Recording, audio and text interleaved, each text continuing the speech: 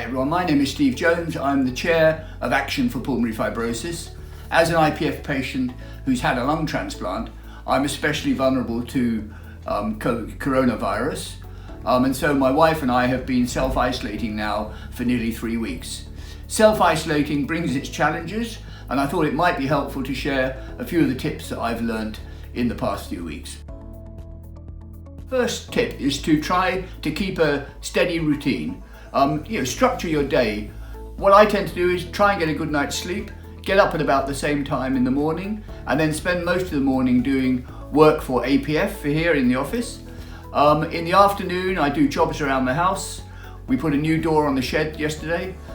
We eat lunch and dinner around the same time, and in the evenings it's TV and hobbies. You'll be doing different things, but try and structure the day, give yourself things to look forward to in the week, and you'll find the time just flashes by. Stay connected with friends and relatives. Nobody wants to be alone. You like to hear from other people also like to hear from you. Over the last couple of weeks, I've been in touch with a number of old friends, just out of the blue, and then I've also heard back from friends who I haven't spoken to for, in some cases, years.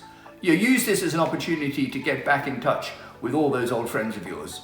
In Papworth at the support group, we've set up a Zoom group and a WhatsApp group so that we can communicate with each other and offer support.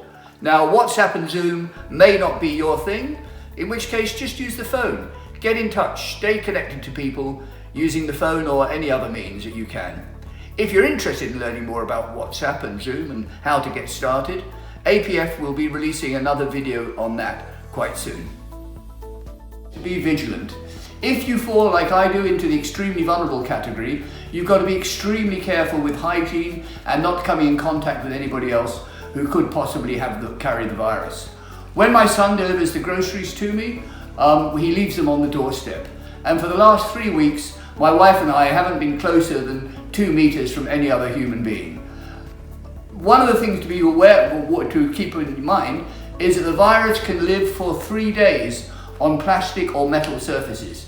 So when the groceries get delivered to us, we get some Dettol or some other antibacterial spray, and we clean all of the plastic and wash it off before putting it into the fridge. We're extremely careful about that. It's hard. The hardest thing of all, though, from being on your own is not seeing your grandchildren, but honestly, it's a price worth paying. They'd prefer to see you for the rest of your life than have you catch coronavirus. Don't be shy about asking for help from others. In most communities in the country, charities and others are getting together to make sure that the help is provided, support is provided to people like us who are self-isolating. Now, we've been lucky so far. Our son has been able to deliver groceries, but if he were to have to self-isolate himself, then we'd have to turn to the local community action group, who I'm sure would help us in any way we do. If you don't know how to contact the charities in your area, contact your district council or your town council. They'll be able to signpost you to them, or possibly your church or mosque or other sort of community group. Get in touch, don't be alone. People are there to help you, and they want to help you. Finally, we don't know how long this is going to last, so let's all stay positive, be optimistic, and keep smiling. If there are problems, if you still have questions you'd like to ask, don't forget that Action for Pulmonary Fibrosis is here for you. Get on the phone, send us an email, and we'll get back to you and hopefully help you with any advice that you need. Thanks a lot.